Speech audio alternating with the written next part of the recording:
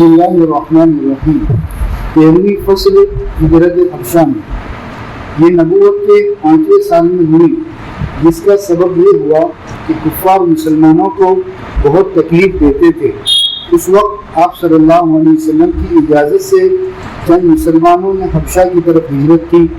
حبشہ کا بادشاہ نجاشی نصرانی تھا، اس نے مسلمانوں کو اچھی طرح جگہ دی۔ کفار قریش کو اس سے بہت غیظ ہوا، انہوں نے کئی شخصوں کو تحفہ و ہدایہ دے کر نجاشی کے پاس بھیجا کہ مسلمانوں کو اپنے پاس جگہ نہ دے۔ جب انہوں نے جا کر اپنا مطلب عرض کیا، نجاشی نے دربار میں مسلمانوں کو بمواجہہ ان لوگوں کے بلا کر گفتگو کی۔ حضرت جعفر رضی اللہ تعالیٰ عنہ نے کہا کہ ہم لوگ گمراہ تھے، اللہ تعالیٰ نے اپنا پیغمبر بھیجا اور اپنا کلام ان پر نازل فرمایا تو ہم راہ راست پر آئے۔ وہ بھلے کاموں کا حکم کرتے ہیں اور برے کاموں سے منع کرتے ہیں۔ نجاشی نے کہا، جو کلام ان پر اترا ہے اس میں سے کچھ پڑھو۔ انہوں نے سورہ مریم شروع کی، وہ بہت متاثر ہوا اور مسلمانوں کو تسلی دی اور فلسطینیان قریش کو خائب و خاسر رد کر دیا۔ حدیثوں میں تصریح ہے کہ بادشاہ مسلمان ہو گئے تھے، اور زاد المعاد میں ہے کہ پھر جب آپ کے مدینہ کو ہجرت فرمانے کی خبر ان لوگوں کو پہنچی تو 33 آدمی حبشہ سے لوٹ آئے۔ 7 تو مکہ میں روک لیے گئے اور باقی مدینہ پہنچ گئے، اور بقیہ نے کشتی کے رستے سال غزوہ خیبر میں مدینہ کو ہجرت کی۔ ان صاحبوں کو دو ہجرتوں کی وجہ سے صاحب الہجرتین کہتے ہیں۔ بسم اللہ الرحمن الرحیم، الحمدللہ رب العالمین، والصلاة والسلام علی سید الانبیاء والمرسلین محمد علیہ وصحبہ اجمعین، اما بعد۔ گزشتہ دربات اس وقت کی جس کہ حضور صلی اللہ علیہ وسلم کو ذمہ داری سپرد کی گئی اور کہا رکوع فانذر وربک فکبر۔ حضور صلی اللہ علیہ وسلم نے اس کو پر عمل کرنا شروع کیا۔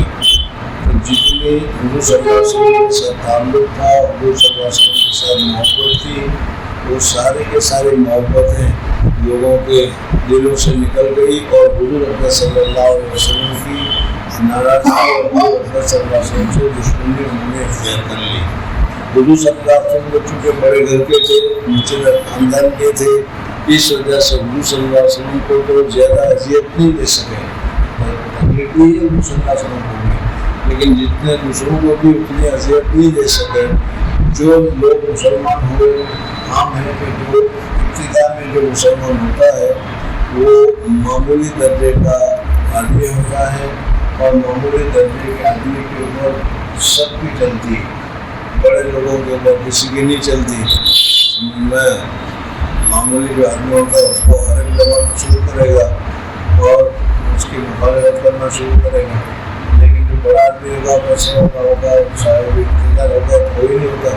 تو اس طریقے سے یہ حضرت بلال حبشی رضی اللہ تعالیٰ عنہ، صہیب رومی رضی اللہ تعالیٰ عنہ، عمار بن یاسر رضی اللہ تعالیٰ عنہ، جیسے چھوٹے چھوٹے لوگ تھے وہ مسلمان ہوئے تھے، ان کو بڑی اذیتیں دینا شروع کی، مارنا ڈالنا سب کچھ کرنا۔ تو انہوں نے حضور صلی اللہ علیہ وسلم سے مشورہ کیا، اور حضور صلی اللہ علیہ وسلم نے فرمایا کہ ٹھیک ہے، اپنی جان بچانے کے لیے اگر تم کسی جگہ ہجرت کرنا چاہتے ہو تو جا سکتے ہو۔ اور انہوں نے سمجھا کہ قریب میں قریب کا حبشہ ہے، اس لیے جدہ تک تو سمندر ہے، اور پھر سمندر آ گیا، سمندر کے اس پاس حبشہ ہے، تو سمندر سے جگہ سے نکل کے ہم حبشہ پہنچ جائیں گے تو حبشہ میں ہمارے سہولت ہوگی۔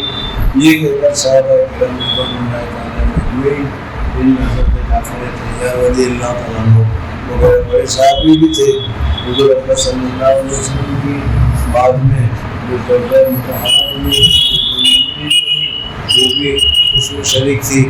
بہرحال وہ سارے کے سارے ہم سب پہنچ گئے۔ عامتاً ہر جگہ پر ایسا ہی ہوتا ہے، ایسا ہی یہاں پر بھی ہوا۔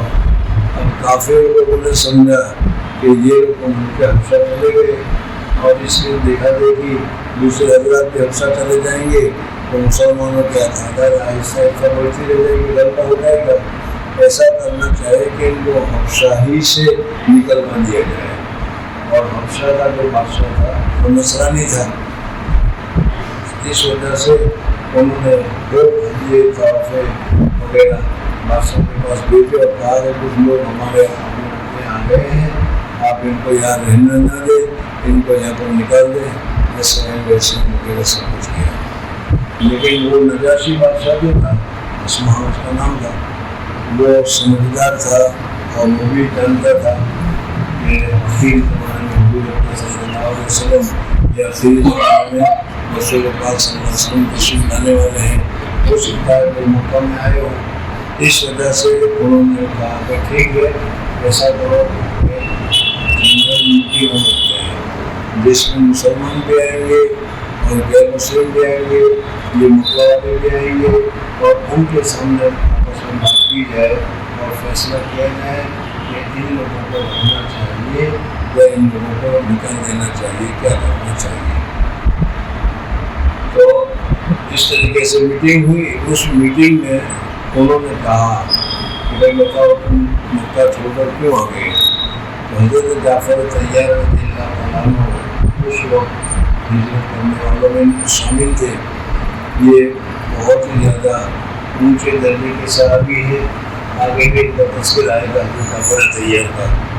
انہوں نے خود تقریر کی اور تقریر میں یہ بتایا کہ دیکھو ہم جاہل تھے، اور جاہل ہونے کوئی ویسی بات نہیں ہے، اس وجہ سے کہ یہ اتنے جاہل تھے، اتنے جنگلی تھے کہ نہ ان کے پاس کوئی علم تھا، نہ کوئی قانون تھا، نہ کوئی کچھ کرے تو اس کو کنٹرول تھا، نہ کوئی بادشاہ تھا، بلکہ کوئی بادشاہ لیکن دو سپر پاوریں تھیں اس زمانے میں، لیکن وہ دونوں سپر پاوریں بھی ان کے اوپر حکومت کرنا حاصل سمجھتی تھی کہ بیکار ہو گئے ان سے پر حکومت کرنے میں اپنے پیسے لائے ہوں گے، ان سے تو کوئی فائدہ ہوگا نہیں، اس لیے کسی نے حکومت نہیں کی۔ میں نے پہلے بتایا تھا کہ مکہ مکرمہ میں حکومت یعنی ملکیت جس کو کہتے ہیں، بادشاہ کہتے ہیں، ابتدا سے تھی ہی نہیں، وہاں تو شیخ ہوتا تھا، یعنی قوم کا جو بڑا ہوتا تھا شیخ ہوتا تھا، وہی سارا کام چلاتا تھا۔ وہ سمجھ میں خیر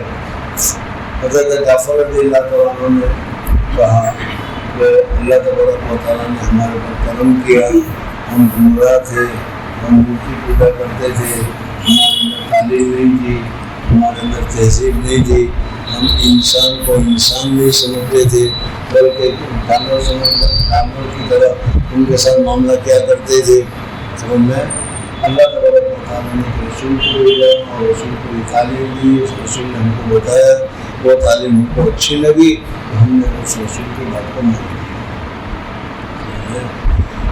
بادشاہ نے کہا کہ اچھا بھائی رسول کے اوپر وہی نازل ہوتی ہے تو اس وحی کا کچھ حصہ تم لوگوں کو یاد ہے؟ تو انہوں نے کہا ہاں ہمارے پاس یاد ہے۔ اور حضرت جعفر رضی اللہ تعالیٰ عنہ نے حضرت عیسیٰ علیہ السلام کے متعلق جو قرآن پاک میں ذکر کیا گیا تھا اس کو تفصیل کے ساتھ وہی اسی مجلس میں بول کر سنایا۔ بادشاہ کو اطمینان ہو گیا اور بادشاہ کو اطمینان ہو گیا، وہ سمجھ بھی گیا کہ یہ صحیح رسول ہے، صحیح تعلیم لے کر آئے ہیں، تو اس وجہ سے ان کافروں کو بادشاہ نے کوئی ساتھ نہیں دیا اور کافروں کے کہنے کے مطابق مسلمانوں کو حبشہ سے نکالا نہیں بلکہ مسلمانوں کو عام طریقے پر رہنے کی چھوٹ دے دی اور یہ بھی حکم دیا کہ جس طریقے سے تم اپنی شریعت کے اوپر عمل کرنا چاہو، اپنے مسئلے مسائل کے اوپر عمل کرنا چاہتے ہو، ان کو پوری آزادی ہے۔ اور کافر سمجھ گئے کہ بادشاہ کے سامنے تو چلے گی نہیں، بادشاہ نے تو آڈر سنا دیا اور مسلمان اطمینان سے ہو کر رہنے لگے۔ بعد میں اللہ تبارک و تعالیٰ نے اسماء اس کا نام تھا، نجاشی اس کا لقب تھا، اس نجاشی کو اللہ تبارک و تعالیٰ نے توفیق دی اور توفیق دینے کی وجہ سے اللہ تبارک و تعالیٰ نے اس کو بھی اسلام کی نعمت سے نوازا۔ لیکن اس میں چونکہ حکومت اس کے پاس تھی اور اسے معلوم تھا کہ اگر میں مسلمان ہو گیا یہ نصرانی دین کے اوپر حکومت کر رہا ہوں، وہ مجھ سے حکومت چھین لیں گے، میری کرسی چلی جائے گی، اس وجہ سے اس نے اس کو ظاہر نہیں کیا اور چھپائے رکھا اور اپنے طور پر اپنے اعمال موحدین کی طرح مسلمان کی طرح کیے، حتیٰ کہ حضور صلی اللہ علیہ وسلم کے حضور اکرم صلی اللہ علیہ وسلم کی حیات ہی میں ملک حبشہ میں اس کا انتقال ہو گیا اس کا انتقال ہوگا تو اللہ نے کو ہمیں معلوم ہے، حضور اکرم صلی اللہ علیہ وسلم کو بتایا۔ ہم اس میں ذرا سی بات کہ اب یہ حبشہ میں بادشاہ جو تھا، ابھی جس کا تذکرہ میں کر رہا تھا وہ سن نبوی 5 کا تذکرہ کر رہا تھا، یعنی حضور صلی اللہ علیہ وسلم کو نبوت ملی، اور اس نبوت ملنے کے 5ویں سال صحابہ کرام کی جماعت حبشہ کے لیے ہجرت کر کے چلی گئی۔ اب اس 5ویں سال کے بعد صحابہ کرام وہاں پر رہے 7 سال، کبھی مکہ کے باقی 12 سال ہم شمار کرے تو، اور پھر اس کے بعد حضور صلی اللہ علیہ وسلم مدینہ منورہ تشریف لے گئے، مدینہ منورہ تشریف لے گئے، اور ان کی اطلاع حضور صلی اللہ علیہ وسلم نے ہجرت کی، ان کو ان کے شام میں پہنچی۔ اس وقت ان کو معلوم نہیں تھا، سمجھنا ہے، جب دن کو یہ معلوم ہوا کہ اب تو حضور صلی اللہ علیہ وسلم ہجرت کر کے تشریف لے گئے ہیں، مکہ چھوڑ چکے ہیں، اور ہمارا مدینہ اس سے ایک سیف جگہ ہو گئی تو ہمیں واپس جانا چاہیے۔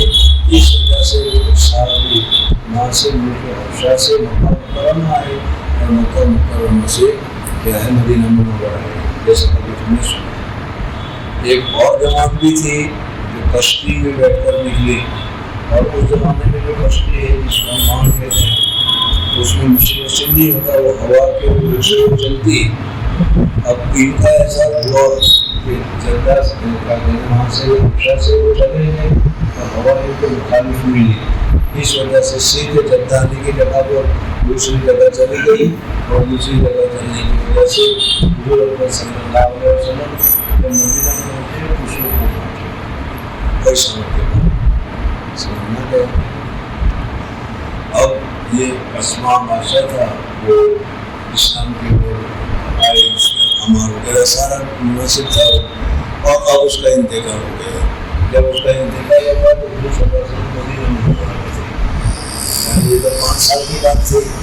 5 سال کے بعد پھر حضور صلی اللہ علیہ وسلم 12 سال تک یا 13 سال تک مکہ مکرمہ میں رہے، 13 سال رہے گا نہیں، اور 13 سال رہنے کے بعد پھر حضور صلی اللہ علیہ وسلم مدینہ منورہ آئے، اور مدینہ منورہ میں حضور صلی اللہ علیہ وسلم 10 سال رہے، تو مدینہ منورہ میں 4-5 سال ہو گئے، تو وہ 7 اور 11-12 سال کا وقفہ ہو گیا۔ تو اس میں اس بادشاہ کا انتقال ہو گیا، اس کی خبر اللہ نے حضور اکرم صلی اللہ علیہ وسلم کو دی، اور پھر حضور صلی اللہ علیہ وسلم نے مکہ و مدینہ والوں کو، صحابہ کرام کو مدینہ میں اعلان کیا کہ بھائی اسما نجاشی کی بادشاہ جو تھا اس کا انتقال ہو گیا ہے، اور فلاں جگہ پر اس کی جنازے کی نماز ہوگی، اور چنانچہ ان کی جنازے کی نماز ہوئی، اور صحابہ کرام رضوان اللہ تعالیٰ جو گئے تھے ان کے جنازے کی نماز ہوئی۔ اور مسلمان ہونے کے ناطے ہمارا فریدہ تھا، فریدہ بھی تھا، اور بعد میں نجاشی وہاں پر دفن ہو گیا۔ اب یہاں پر جو لوگ وہاں سے واپس آئے تھے کہ حضور صلی اللہ علیہ وسلم نے مدینہ منورہ ہجرت کی ہے، اس کا ہمارے لیے دوسرا ٹھکانہ مل گیا، ہم غیر وطن میں کیوں رہیں، اپنے وطن میں چلیں، یہ سمجھ کر کیا ہے کہ وہ مدینہ منورہ واپس آئے تھے۔ وَلَن تَرَى مِن وَلِيٍّ غَيْرَ مُنتَصِرٍ لِهِ وَلَا مِنْ عَدُوٍّ غَيْرَ مُنْقَسِمٍ، اور تو ہرگز نہ دیکھے گا کسی آپ کے دوست کو کہ اس کو آپ کی برکت سے مدد نہ پہنچی ہو، اور نہ ان کا کوئی ایسا دشمن دیکھے گا کہ اس کو شکست فاش نہ پہنچی ہو۔ یعنی حضور صلی اللہ علیہ وسلم کے مخالفت بہت سارے لوگوں نے کی، لیکن ہمیشہ حضور اکرم صلی اللہ علیہ وسلم کی نصرت، حضور اکرم صلی اللہ علیہ وسلم کی اعانت اللہ تعالیٰ بتانے نے کی، اس لیے حضور صلی اللہ علیہ وسلم کے جو آدمی ملک کے حبشہ پہنچے، وہ حبشہ میں بھی ان لوگوں نے نکالنے کی بہت کوشش کی، لیکن وہ کامیاب نہیں ہوئی۔ اللہ تعالیٰ کی مدد ان کے سامنے شامل حل رہی۔ احل امته في حرز ملته كالليث حل مع الاشبال في عجم، آپ نے اپنی امت اجابت کو اپنے دین کے مضبوط و مستحکم قلعے میں اتارا، جیسا کہ شیر اپنے بچوں کو لے کر اپنے بیشے میں فروکش ہوتا ہے۔ یعنی حضور اکرم صلی اللہ علیہ وسلم کے جو امت کے دو قسم ہیں، ایک کو تو امت دعویٰ کہا جاتا ہے، یعنی جس کی طرف حضور صلی اللہ علیہ وسلم نبی بنا کر بھیجے گئے. اور میں نے یہ بتایا تھا کہ امت دعویٰ تو تمام مسلمان، تمام غیر مسلم، تمام ملک کے رہنے والے سب، چاہے وہ گورا ہو، کالا ہو، نصرانی ہو، مسلم ہو، غیر مسلم ہو، یہودی ہو، نصرانی ہو، سوویت یونین والا، اس کے لوگ سارے کے سارے سب حضور صلی اللہ علیہ وسلم کی امتی ہے. لیکن یہ دعویٰ ہے، یعنی حضور صلی اللہ علیہ وسلم کی دعوت ان کے لیے ہے، اس لیے حضور صلی اللہ علیہ وسلم پوری قوم کے لیے، پوری دنیا کے لیے رسول بنا کر بھیجے گئے. اس سے پہلے نبی جو تھے وہ پوری دنیا کے لیے نہیں ہوتے تھے، اپنی اپنی جگہ کے لیے ہوا کرتے تھے. اس وجہ سے حضور اکرم صلی اللہ علیہ وسلم پوری دنیا کے مسلمان کے امیر تھے، اور حضور صلی اللہ علیہ وسلم کی دعوت سب کے لیے ہے. اور ایک جملے میں اگر یہ کہا جائے کہ حضور اکرم صلی اللہ علیہ وسلم صرف میرے نبی نہیں، حضور صلی اللہ علیہ وسلم تمہارے بھی نبی ہیں، لیکن تم ان کو مانتے نہیں ہو، ہم مانتے ہیں، اس وجہ سے ہم اس کو اپنا نبی کہتے ہیں. تم مانو گے ہمارے بھی نبی ہیں. تو حضور صلی اللہ علیہ وسلم گویا کہ پوری دنیا کے رسول ہیں، پوری دنیا کے نبی ہیں.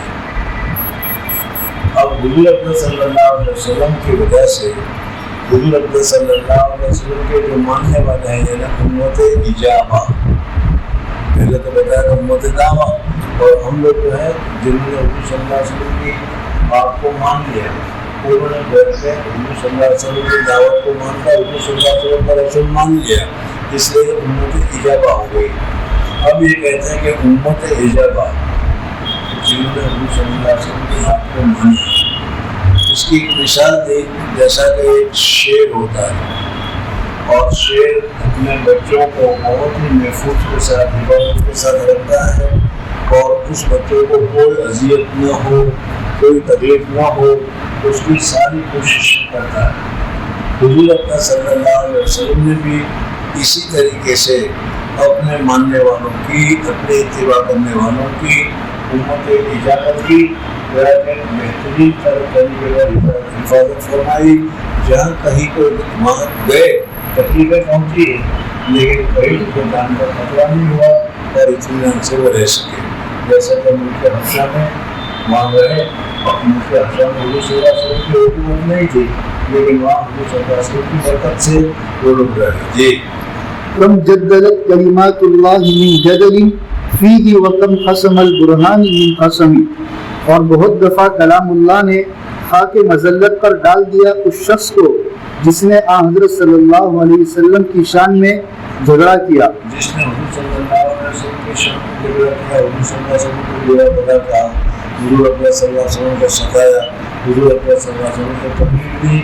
اللہ تبارک و تعالیٰ نے قرآن پاک میں یا قرآن پاک کے ذریعے سے اس کی پوری بے عزتی کی، اس کو کہیں کا نہیں رکھا.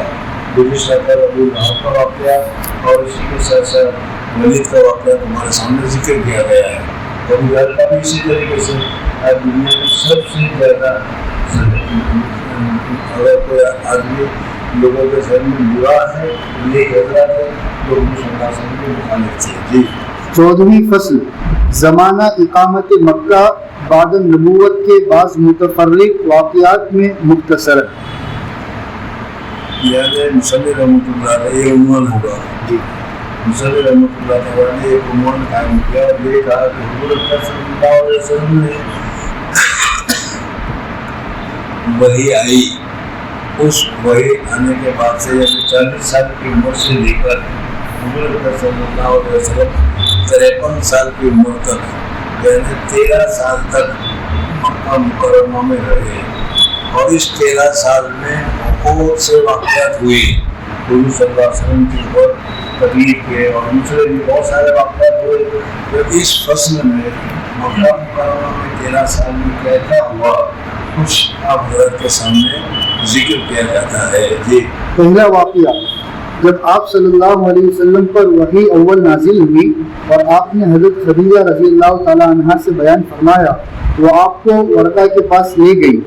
انہوں نے آپ کے صاحب وحی ہونے کی تصدیق کی اور حضرت خدیجہ دولت ایمان سے مشرف ہوئی، اور عورتوں میں سب سے اول حضرت خدیجہ، اور جوانان احرار میں سب سے پہلے حضرت ابوبکر صدیق، اور لڑکوں میں حضرت علی، اور غلاموں میں حضرت بلال، اور آزاد شدہ غلاموں میں حضرت زید بن حارثہ. بعد ازیں حضرت عثمان اور حضرت سعد بن ابی وقاص اور حضرت طلحہ اور حضرت زبیر اور حضرت عبد الرحمن بن عوف ایمان لائے، اور روز بروز لوگ اسلام میں داخل ہونے لگے. اب اس میں یہ بتایا کہ حضور صلی اللہ علیہ وسلم نے، حالانکہ حضور صلی اللہ علیہ وسلم کی مقبولیت اتنی زیادہ تھی، وہ تو آپ لوگ جانتے ہی کہ حضور صلی اللہ علیہ وسلم کا نام میں صادق الامین کر دیا تھا، عزت بہت دے رہے تھے اخلاق کے باوجود. لیکن جہاں ایک عقیدے کی خلاف آئی تو وہ سارا معاملہ الٹ گیا. آج بھی اگر کسی بدعتی ہوتا تم چلے جاؤ، کسی قادیانی کیا تم چلے جاؤ، اور تم لوگ تمہاری بہت عزت کریں گے، بہت احترام کریں گے، پیسے بھی دیں گے اور بہت کچھ دیں گے، اور پھر جب تم ان کے خلاف بولو گے تو خوشی کو تم سے نکالتے ہو. یہی ہوتا ہے، سمجھا نہیں. تو حضور صلی اللہ علیہ وسلم جب مکہ مکرمہ میں دعوت دے رہے تھے، حضور صلی اللہ علیہ وسلم نے دعوت دینے میں کمی نہیں کی. اور اس دعوت کی وجہ سے پہلے تو جیسا بڑی پوری تفصیل ہے کہ حضور صلی اللہ علیہ وسلم غار ثور میں، غار ہیرا میں حضور صلی اللہ علیہ وسلم اعتکاف کے لیے یا مجاورت کے لیے یا تنہائی کے لیے 6 مہینے تک ٹھہرا کرتے تھے، رہا کرتے تھے. اس وقت بھی حضور صلی اللہ علیہ وسلم غار ہیرا میں تشریف فرما تھے، 6 مہینے سے بھی رہ رہے تھے. اور پھر رمضان میں گئے تھے. رمضان، شوال، ذوالقعدہ، ذی الحج، محرم، سفر، ربیع الاول میں ربیع میں حضرت جبریل علیہ السلام آئے اور آ کر اقرا بسم اللہ الرحمن الرحیم فرمایا. حضور صلی اللہ علیہ وسلم کو محبت ملی. جب پہلی بات ہوئی، پہلی مرتبہ یہ چیز ملی، تو ظاہر بات ہے کہ حضور صلی اللہ علیہ وسلم کو بھی کوئی ایسی امید یا ایسی طلب نہیں تھی کہ میں کوئی رسول بنوں گا یا رسول بننے والا ہوں، کچھ نہیں تھا.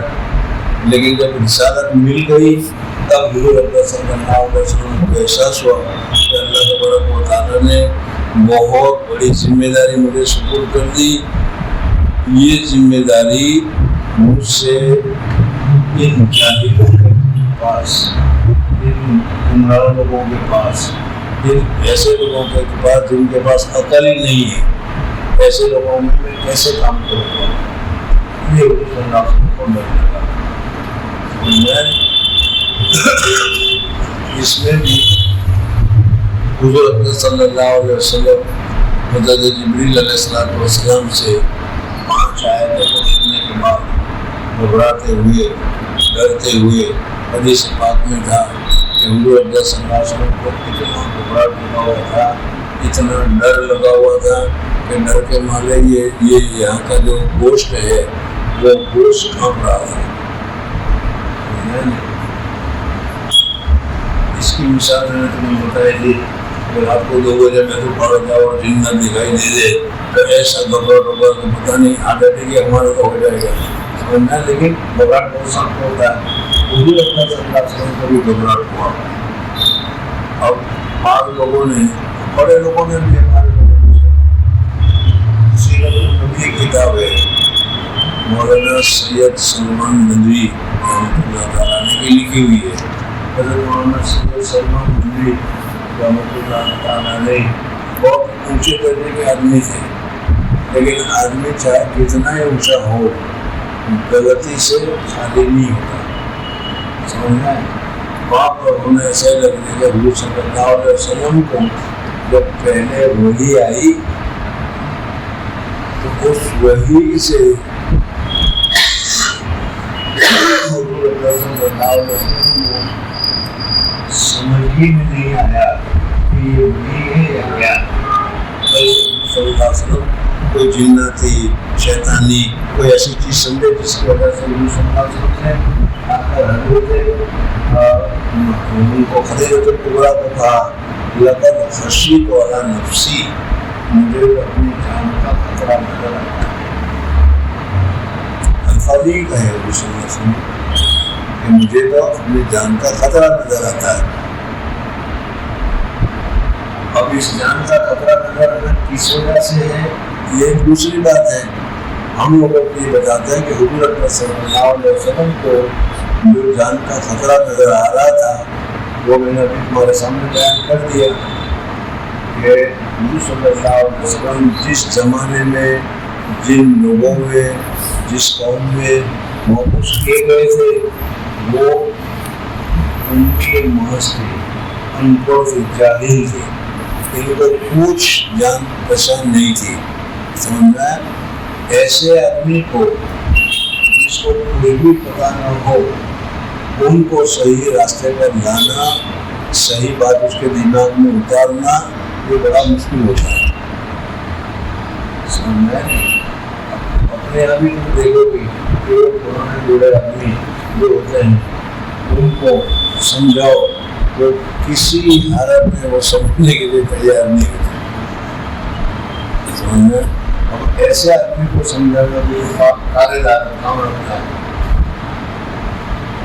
تو حضور صلی اللہ علیہ وسلم جو گھبرائے یا ڈر لگا وہ اس وجہ سے نہیں کہ جیسے جنات کو دیکھ کر تم ڈر جاتے ہو, ایسے جبریل کو دیکھ کر ڈر گئے ہو, بلکہ حضور صلی اللہ علیہ وسلم کو اطمینان ہو گیا کہ یہ حضرت جبریل ہے, وحی لے کر آئے ہیں, آج مجھ پر وحی نازل ہوئی ہے اور وحی کے لیے جو کیفیت ہونی چاہیے تھی وہ ساری کیفیت حضرت جبریل نے پیدا کر دی تھی دبا کے. اس لیے حضور صلی اللہ علیہ وسلم کو اچھی طرح معلوم ہو چکا تھا کہ مجھ پر وحی نازل ہوئی اور جس پر وحی نازل ہوتے وہ اللہ کا رسول ہوتا ہے اور میں اللہ کا رسول ہو گیا. تو پھر لقد خشیت علی نفسی جو حضرت خدیجۃ الکبریٰ کو کہا تو اس کا مطلب یہ تھا کہ ایسی قوم کو سمجھانا تو اپنی جان کا خطرہ ہے. سمجھا نہیں حضور صلی اللہ علیہ وسلم کو اپنی نبوت پر اعتماد نہیں تھا, نبوت پر تو یقین تھا کہ مجھے نبی بنا دیا گیا, لیکن اب اس کی ذمہ داری مجھ پر آئے گی تو وہ ذمہ داری مجھ سے کیسے ادا ہوگی. سمجھے, اور اس وجہ سے حضرت خدیجۃ الکبریٰ اپنے چچا صاحب بھائی حضرت نوفل سمجھنا ان کے پاس لے گئی. اس وجہ کے ورقا بن نوفل اس زمانے میں نصرانیت کے بہت بڑے ماہر تھے. حضرت عیسیٰ علیہ السلام پر ایمان لائے تھے. میں نے پہلے 2 ہفتے میں شاید بتایا بھی ہوں گے کہ اس زمانے میں بھی کچھ لوگ ایسے تھے کہ جو حق اور حق کو چاہتے تھے. ہر زمانے میں ہوتے ہیں, موجودہ زمانے میں بھی حق کے جانے والے ہوتے ہیں, لیکن وہ چند ہوتے ہیں, معدود چند ہوتے ہیں. زیادہ ماننے والے اوباش قسم کے کیا ہیں وہی لوگ ہوا کرتے ہیں. تو ان لوگوں نے نہ کبھی شراب پی, ان لوگوں نے نہ کبھی زنا کیا, ان لوگوں نے نہ کبھی مورتی پوجا کی, بلکہ وہ حق مذہب کی تلاش میں رہے. حضرت ورقا بن نوفل بھی حق مذہب کی تلاش میں نکلتے حضرت عیسیٰ علیہ السلام کا کوئی خاص شاگرد تھا, ان کی خدمت میں پہنچ گئے. سمجھنا حضرت عیسیٰ علیہ السلام کا زمانہ 600 سال ہو چکے ہیں, لیکن خاص ان کا خادم 600 سال میں بھی رہا تھا. یعنی صحیح تعلیم ان کے پاس تھی, وہ ان کے پاس پہنچ گئے اور ان کو صحیح راستہ مل گیا. اور حضرت عیسیٰ علیہ السلام جو شریعت لے کر آئے تھے, جو بات لے کر آئے تھے, وہ بات حضرت ورقا بن نوفل کو پہنچی تھی. ورقا بن نوفل کے علاوہ دوسرا بھی سب تھا, وہ بھی نکلا تھا, لیکن وہ نہیں پہنچا. تو اس نے باہر نکل کر اعلان کر دیا کہ میں ملت ابراہیم پر ہوں اور میں ایک ملت ابراہیم پر مرتا ہوں، اس ملت ابراہیم پر مرتا ہوں۔ حضرت برقع بن نوفل نصرانی تھے، نصرانی ہو گئے، عربی تھے، مکہ کے رہنے والے تھے، مکہ مکرمہ کے رہنے والے۔ حضرت خلیفہ رضی اللہ عنہ کے چکر میں گئے، سمجھنا ہے، لیکن وہ اس طریقے سے نصرانی ہو گئے اور نصرانی ہو کر انہوں نے وہاں پر نصرانیت کا صحیح علم حاصل کیا۔ نصرانیت میں بھی بہت سارے فرقے، بہت ساری جماعتیں مل چکی تھیں، جیسے آج کل ہمارے اسلام میں بھی بہت ساری جماعتیں بدعتی اور کیا ہے، کچھ جماعت اسلامی وغیرہ تھے، لیکن اس میں ایک جماعت صحیح بھی ہے جس کو ہم کیا ہے دیوبندی سے تعبیر کرتے ہیں۔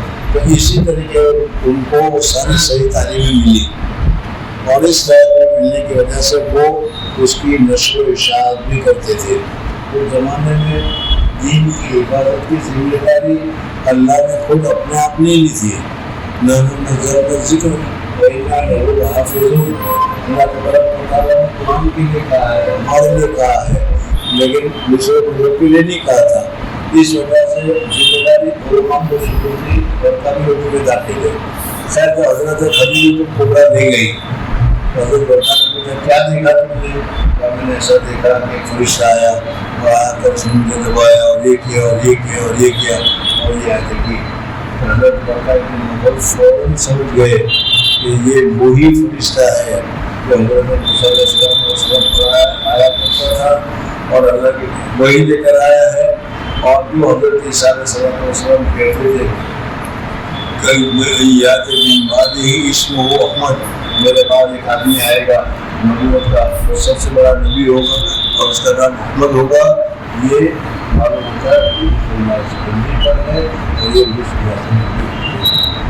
اس وجہ سے اس نے برقع بن نوفل نے کہا، انہوں نے ساری نشانیاں حضرت عیسیٰ علیہ السلام کی شریعت میں ہمارے متعلق بتائی گئی تھی، حضرت موسیٰ علیہ السلام کی شریعت میں بھی بتائی گئی تھی، اس لیے وہ ساری نشانیاں جانتے تھے۔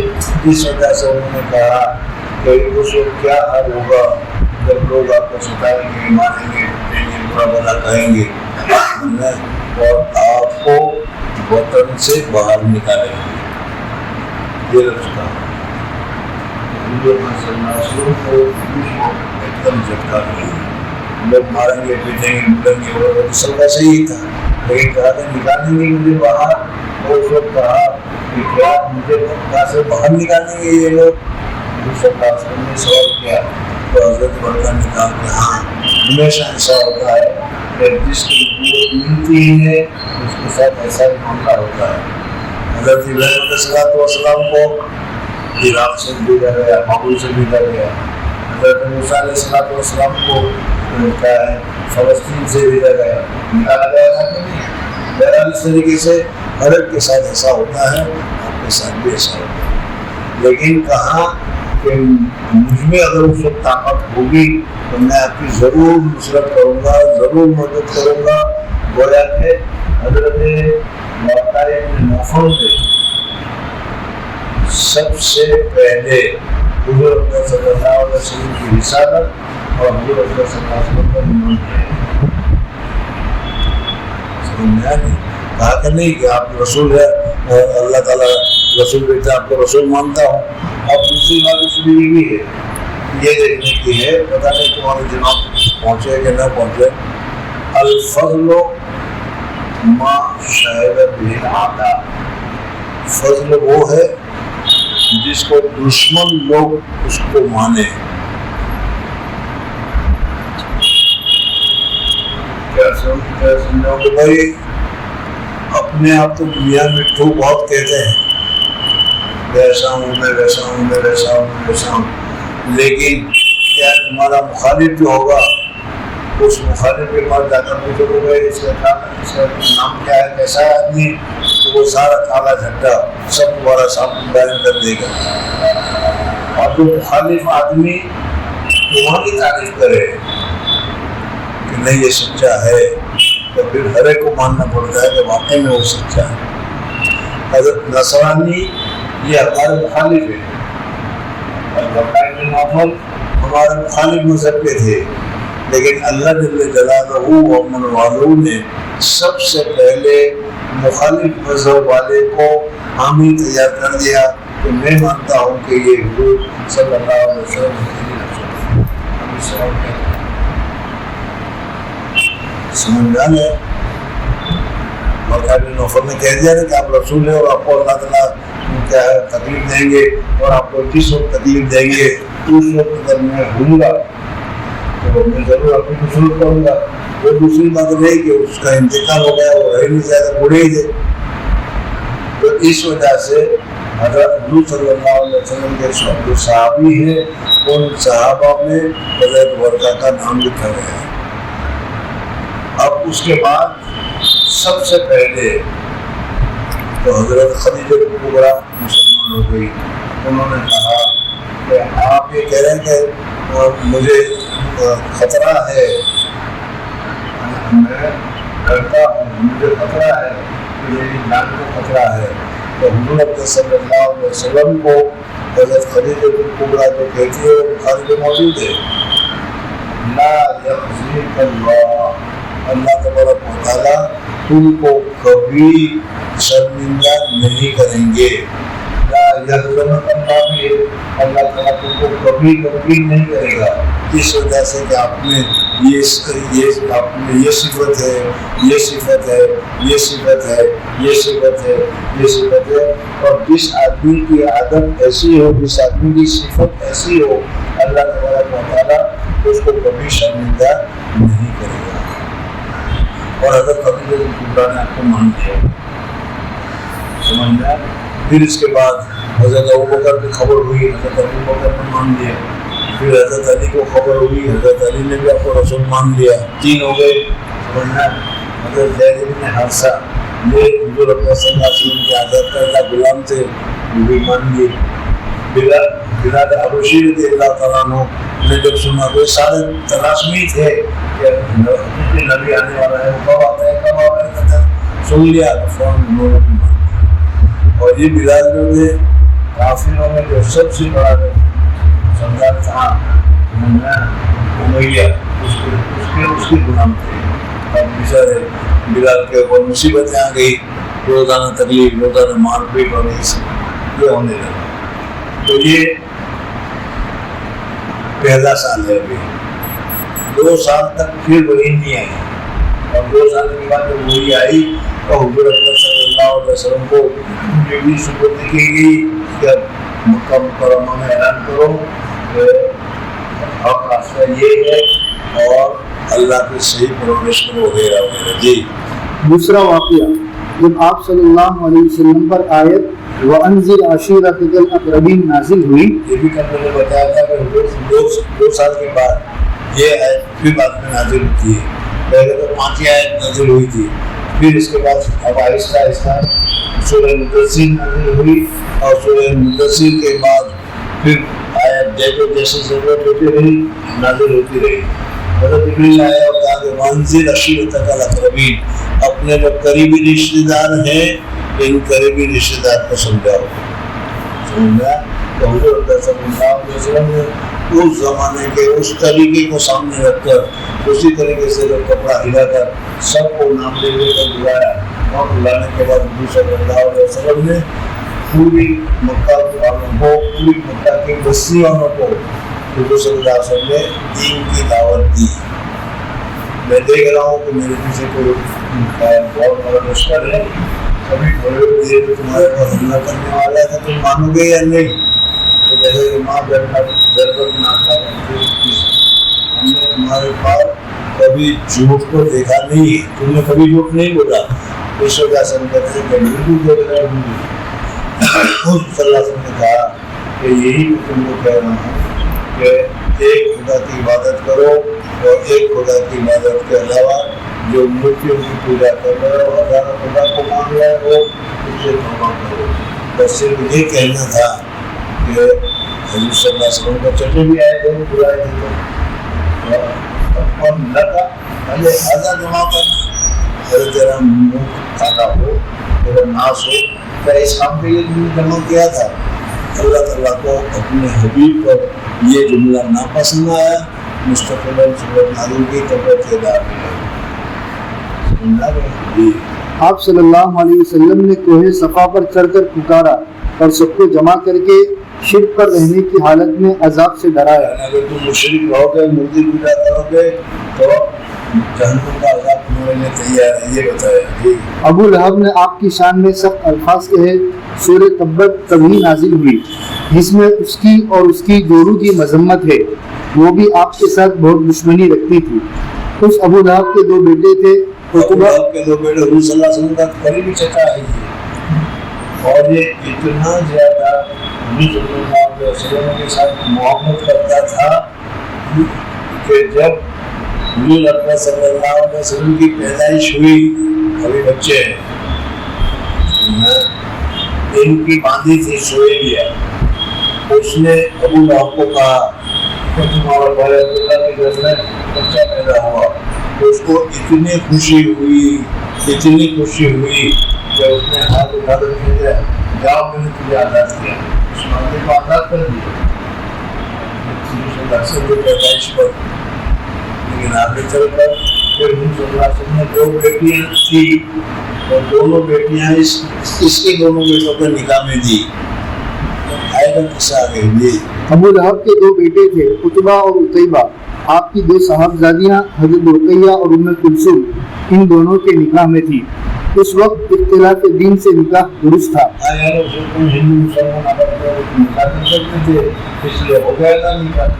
ابو لہب نے بیٹوں کو کہا ابو لہب نے کہا اپنے بیٹے کو کہ اگر تم چاہتے ہو میرے ساتھ رہنا چاہتے ہو تو محمد کی لڑکی کو نکالو، یہ کرنا چاہیے ہی نہیں.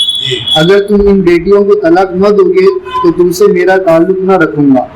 ان دونوں نے اس کے کہنے پر عمل کیا اور دونوں نے کی لڑکیوں کو گھر بھیج دیا. اور عتبہ نے تو ایسی بے حیائی کی کہ آپ کے سامنے جا کر یہ کلمات کہہ دیے. اس گستاخی پر آپ نے بددعا کی اللہم صلی علیہ کلب من کلابک. عتبہ کا لڑکا تھا کس کا؟ ابو لہب کا. حضور صلی اللہ علیہ وسلم کا داماد ہے، لیکن چونکہ باپ کے شوہر میں وہ اتنا زیادہ ہو گیا کہ جس نے حضور صلی اللہ علیہ وسلم کے سامنے جا کر حضور صلی اللہ علیہ وسلم کی توہین کی. ظاہر بات ہے کہ سامنے توہین کرے گا تو لگے گا. اللہ تبارک و تعالیٰ حضور صلی اللہ علیہ وسلم نے کہا اللہ تبارک و تعالیٰ تجھ کو اپنے کتوں میں سے کسی کتے کو مسلط کرے گا، یعنی یا اللہ کو اس کے اوپر کتا مسلط کر دے. وہ لوگ بھی جانتے تھے حضور صلی اللہ علیہ وسلم کو کہ حضور صلی اللہ علیہ وسلم سچے ہیں، لیکن بعض مرتبہ سچا ہونے کے باوجود آدمی ماننے کے لیے تیار نہیں ہوتا. سمجھا نہیں؟ کوئی نہ کوئی وجہ ہوتی ہے. کیا یہاں کیا وجہ ہے انشاءاللہ کل کو بتائیں. اس بہرحال حضور صلی اللہ علیہ وسلم کا پہلا یا دوسرا تیسرا سال سمجھ لو وہی آئی، وہی آنے کے بعد 2 سال وہی نہیں آئی، اور پھر سے نازل ہوئی. وانزل رسول اللہ نازل ہوئی. حضور صلی اللہ علیہ وسلم نے سب کو بلایا، دعوت کی کھلایا اور کہا بھی. لیکن ابو لہب نے کیا کہا وہ بھی اللہ کی سنی. دیکھو حضور صلی اللہ علیہ وسلم کی توہین یہ بہت ہی بڑی غلطی ہے اور بہت بڑا گناہ ہے. توہین کے معنی یہی نہیں کہ حضور صلی اللہ علیہ وسلم کو برا بھلا ہو. بعض مرتبہ ہم اپنے عمل کے ذریعے سے، بعض مرتبہ ہم اپنے کام کے ذریعے سے، بعض مرتبہ ہم دوسری طریقے پر بھی توہین کر لیتے ہیں. بعض مرتبہ مدرس کی توہین ہو جاتی ہے، محترم کی توہین ہو جاتی ہے کہ نہیں. تو اس طرح ہو سکتا ہے کہ حضور صلی اللہ علیہ وسلم کی بھی جانے انجانے میں ہم توہین کر رہے ہو. ان کی بات نہ مانو توہین ہے کہ نہیں؟ جو بولو ان کی توہین ہے کہ نہیں؟ اس بہت ساری ایسی توہین ہم لوگ بھی کرتے ہیں. ہم لوگوں کو بھی بہت زیادہ ڈرنے کی ضرورت ہے. اللہ تبارک و تعالیٰ کے رسول ہے، اور جتنا ہم ان کو مانیں گے اتنا ہمارا فائدہ ہے، ہماری عزت بڑھے گی. سبحان اللہ وبحمدہ، سبحانک اللہم وبحمدک، نشہد ان لا الہ الا انت، نستغفرک ونتوب الیک.